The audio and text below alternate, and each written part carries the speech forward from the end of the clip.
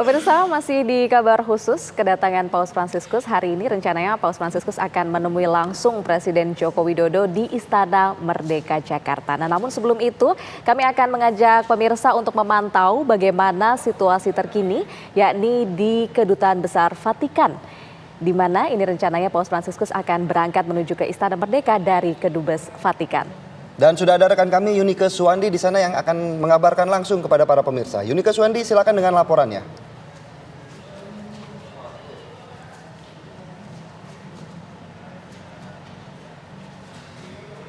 Ya baik, sepertinya kami masih memiliki gangguan komunikasi dan kami saat ini tengah mencoba untuk memperbaiki dan mengetahui bagaimana kondisi terkini di Kedutaan Besar Vatikan. Dan pemirsa dan juga Fada Indi, saat ini di studio sudah hadir bersama kami Romo Andreas Atawolo OFM yang merupakan dosen STF dari Triakarya. Selamat pagi Romo. Selamat pagi. Bagaimana kabarnya Romo? Baik, sehat ya. Oke Romo, saya ingin menanya, OFM adalah sebuah ordo yang didirikan secara langsung oleh Fransiskus dari Assisi yang namanya menjadi nama Regnal Paus ke-266. Sebenarnya ajaran apa yang kemudian ingin disampaikan oleh Paus Fransiskus ini, Romo? Ya, jadi OFM itu sendiri dalam bahasa Latin kepanjangannya Ordo Fraterum Minorum. Ya. Dalam bahasa Indonesia bisa diterjemahkan Ordo Saudara-saudara Dina. Ya. Di situ ada kata persaudaraan, ya, Fraterum Minorum. Ada kata persaudaraan yang muncul dalam dokumen yang ditulis oleh Paus tentang persaudaraan, ya. Nah, itu ya, fraternity itu adalah salah satu kata kunci yang sangat penting yang ditunjukkan oleh Paus, ya. Dan saat ini kita tengah melihat bagaimana mobil SCV 1 Indi dan juga pemirsa yang berartikan orang nomor 1 di Vatikan, yaitu Paus Fransiskus telah keluar dari Kedutaan Besar Vatikan dan akan menuju ke istana. Ya, rencananya ini Paus Fransiskus akan diterima langsung oleh Presiden Joko Widodo pada pukul 10.30 waktu Indonesia Barat. Dan ini terpantau pada pukul 9:22 Paus Fransiskus sudah mulai keluar dari Kedubes Vatikan. Untuk mengupdate informasi terkini, kita langsung tanyakan kepada rekan kami di lapangan, ada Yunike Suwandi. Selamat pagi Yunike. Dapatkah Anda mendengar suara kami di studio?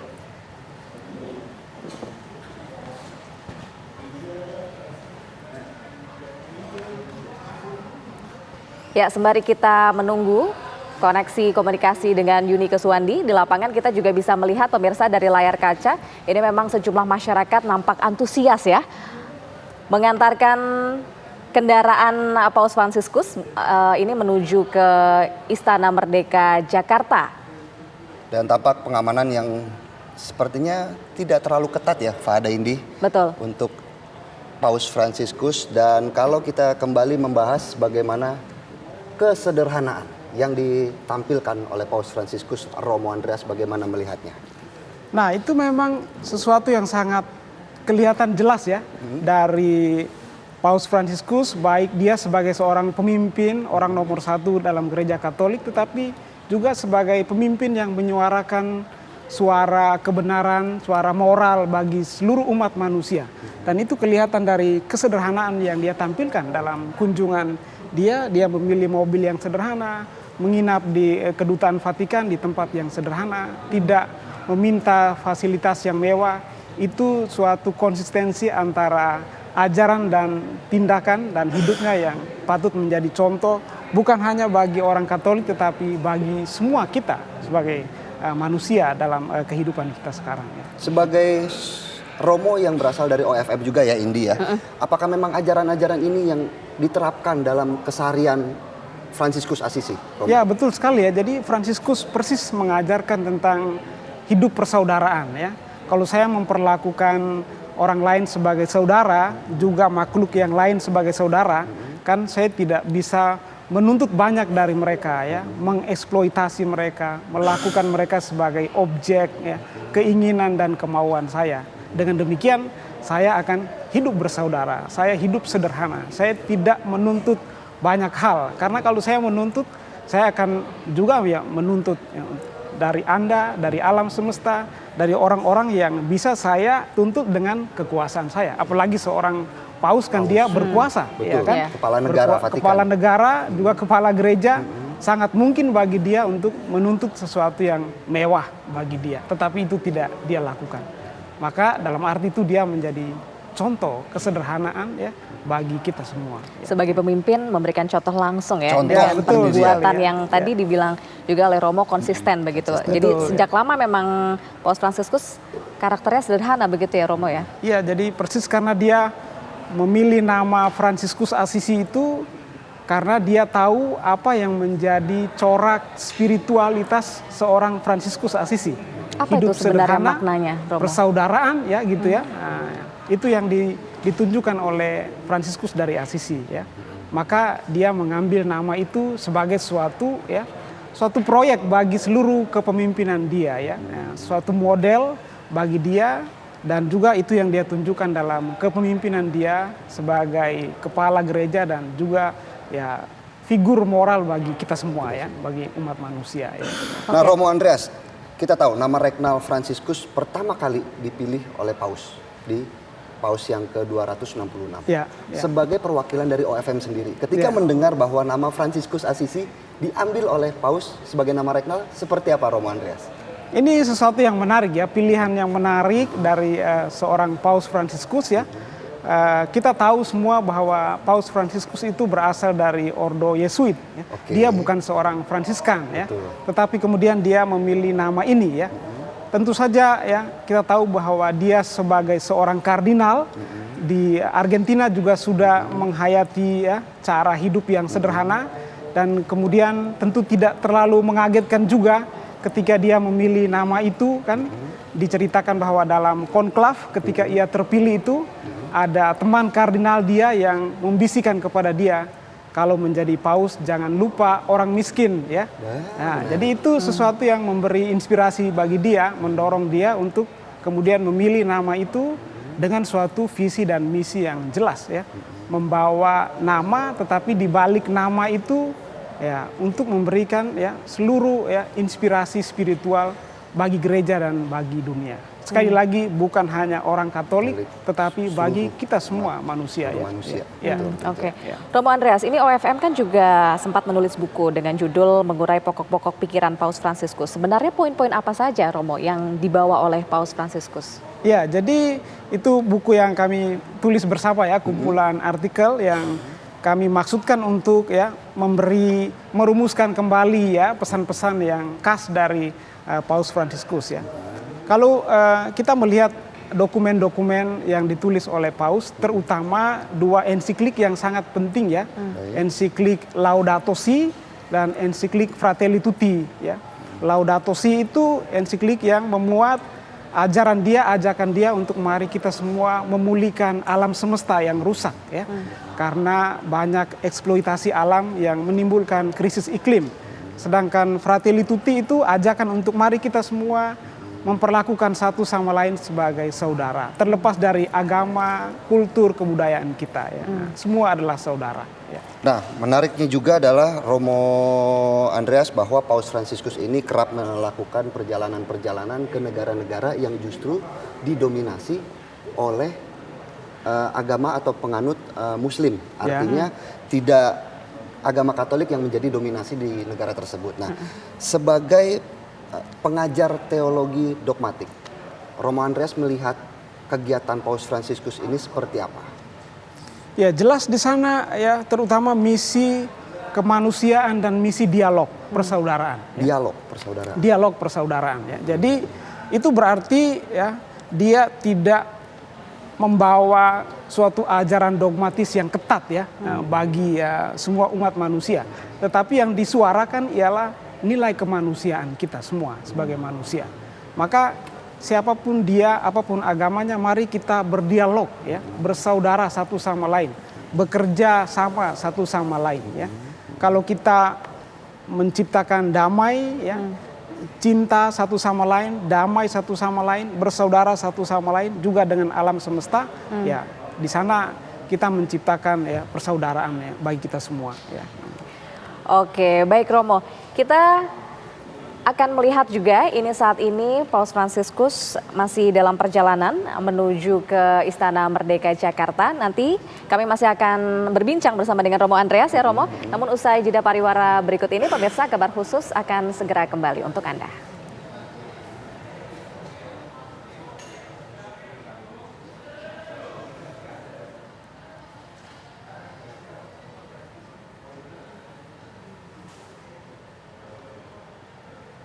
Dan kayaknya Indi dan juga pemirsa ini Paus Fransiskus.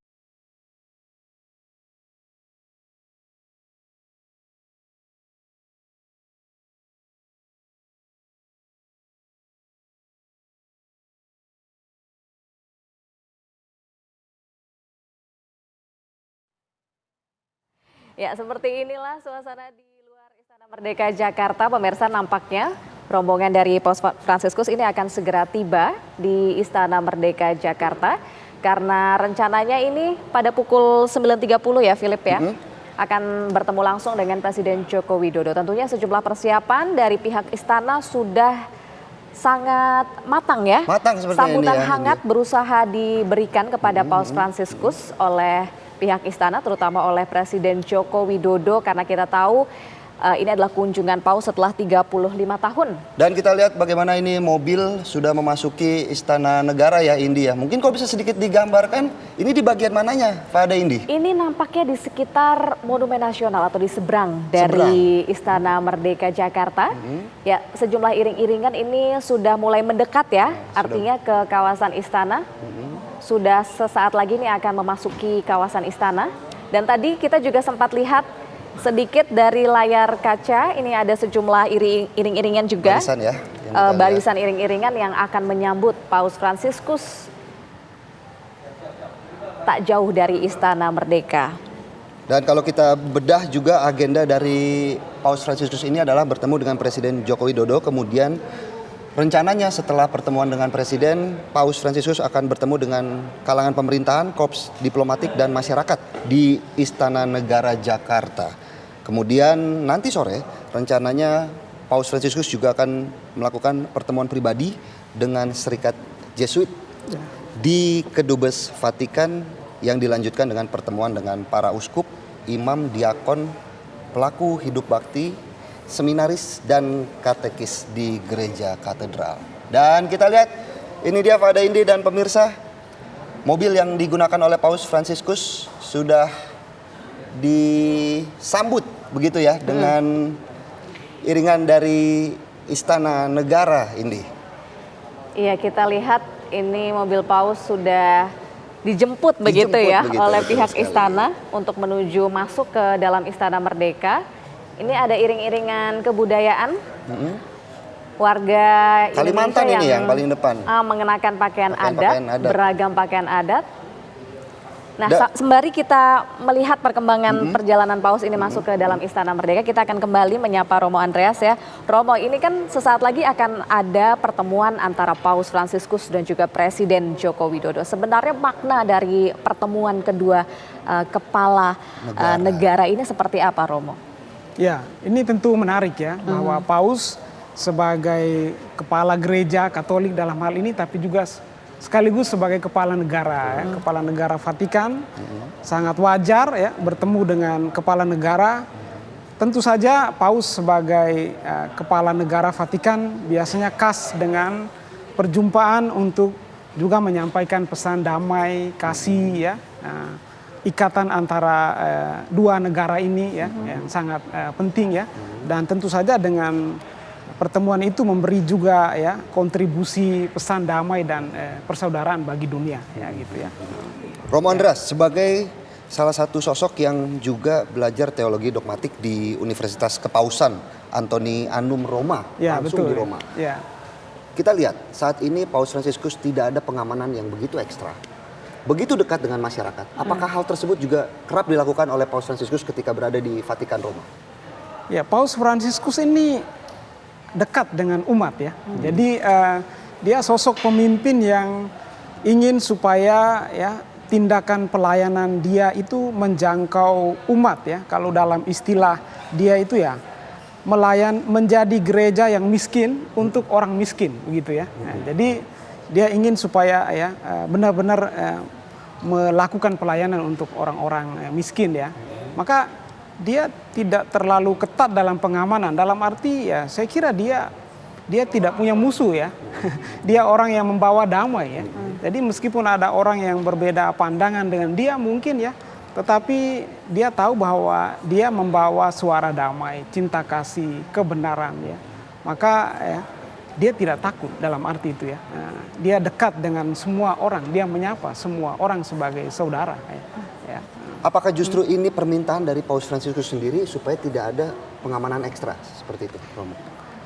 Kiranya demikian ya, dia sendiri ya. Tadi ya karena sesuai dengan misinya sendiri ya untuk melayani umat siapa saja ya, membawa damai, menyapa semua orang. Maka ya kalau membuat pengamanan yang ketat kan dengan sendirinya ada batasnya juga ya. Betul ya. Ya, kita sembari melihat perkembangan perjalanan Paus Fransiskus ini sudah memasuki halaman Istana Merdeka Jakarta.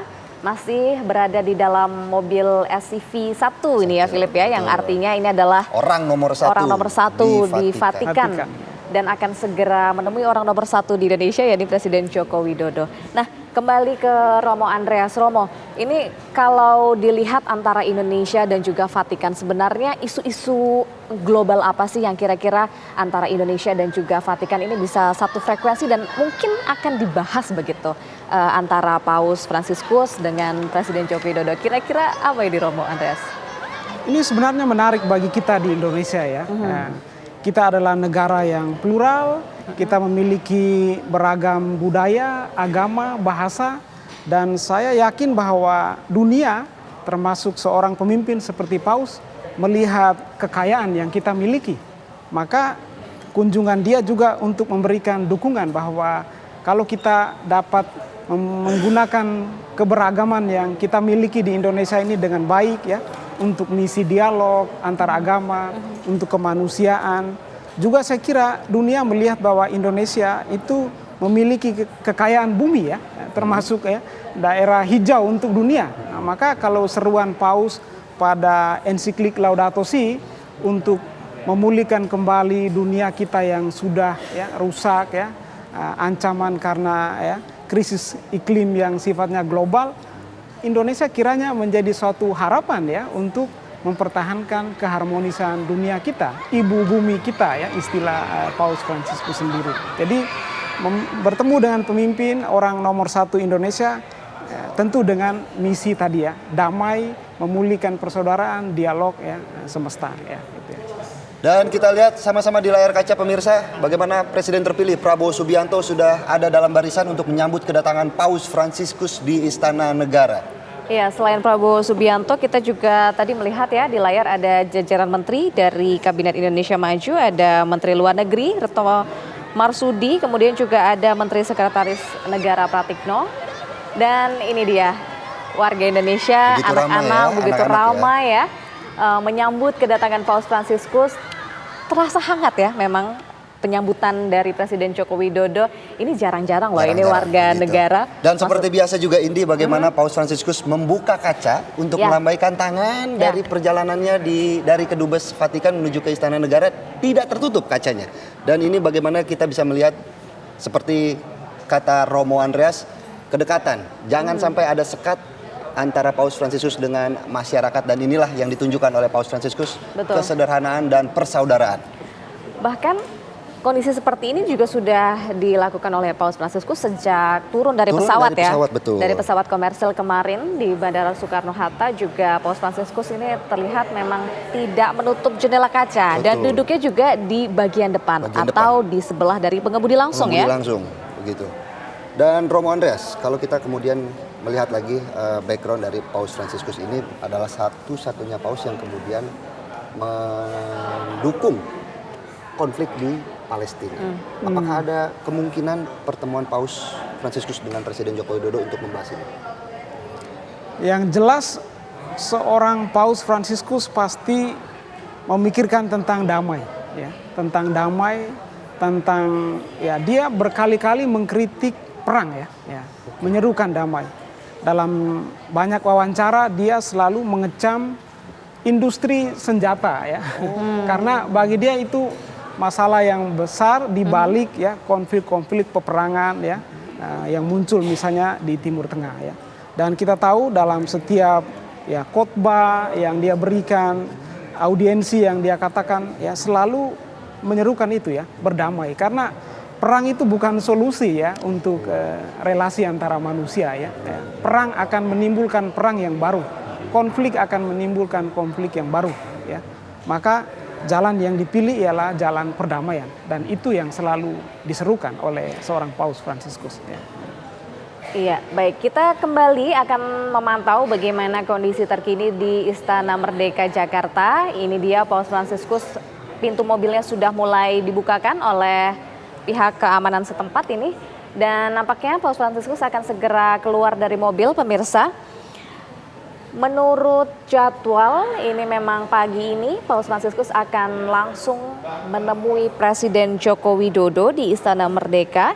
Namun nanti agenda akan diawali dengan welcome ceremony, yakni tepatnya di luar Istana Merdeka, di kawasan Istana Kepresidenan Jakarta. Kemudian akan dilanjutkan dengan acara atau agenda kunjungan resmi kepada Presiden Republik Indonesia Joko Widodo. Dan nantinya juga Paus Fransiskus ini dijadwalkan akan melakukan pertemuan dengan pihak berwenang, masyarakat sipil dan juga korps diplomatik masih di kawasan Istana Kepresidenan Jakarta. Pertemuan ini juga sekaligus menandakan bahwa Presiden Joko Widodo merupakan presiden ketiga ya, Fada Indi dan juga pemirsa, yang bertemu dengan Paus, di mana pertama kali Presiden Soeharto yang bertemu dengan Paus Paulus ke-6 itu terjadi pada tahun 1970 dan Paus Yohanes Paulus kedua pada tahun 1989. Kemudian Presiden Joko Widodo yang sudah bersalaman langsung dengan Paus Fransiskus. Tentunya ini menjadi keinginan begitu ya para pemirsa dan seluruh umat Katolik untuk bersalaman langsung dengan Paus Fransiskus, Indi. Iya, dan dijemput langsung ya oleh Presiden Joko Widodo, diantarkan ini menuju ke bagian dalam dari Istana Merdeka Jakarta, yang rencananya ini akan digelar upacara penyambutan dari Paus Fransiskus. Nah ini dia, ini adalah bagian depan tadi dari Istana Merdeka Jakarta. Tentunya sudah ramai ya oleh peserta upacara, kemudian tadi juga banyak anak-anak yang menyambut kedatangan Paus Fransiskus. Tadi juga Paus sempat bersalaman ya langsung ya dengan anak-anak, menyapa langsung, yang tentunya anak-anak ini juga tadi menyambut kedatangan dari Paus Fransiskus. Nah kita sambil melihat ini kira-kira kedua pimpinan negara ini akan menuju kemana? Ya nampaknya langsung menuju ke bagian yang sudah disediakan ini dalam agenda upacara penyambutan dari Paus Fransiskus yang nampaknya juga akan segera dimulai di halaman Istana Merdeka Jakarta.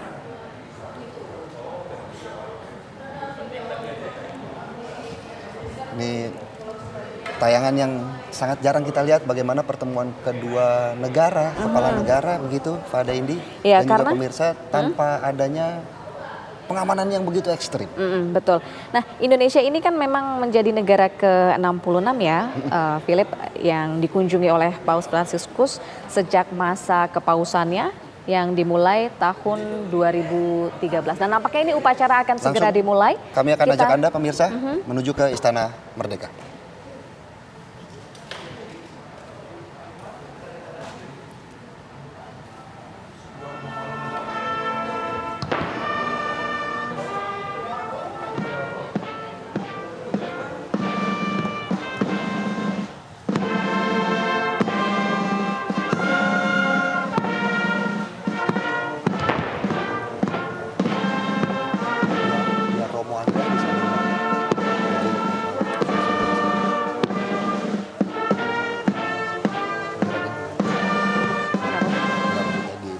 Oh Nanti iya. kalau misalnya ada yang ngomong nanti kita bisa.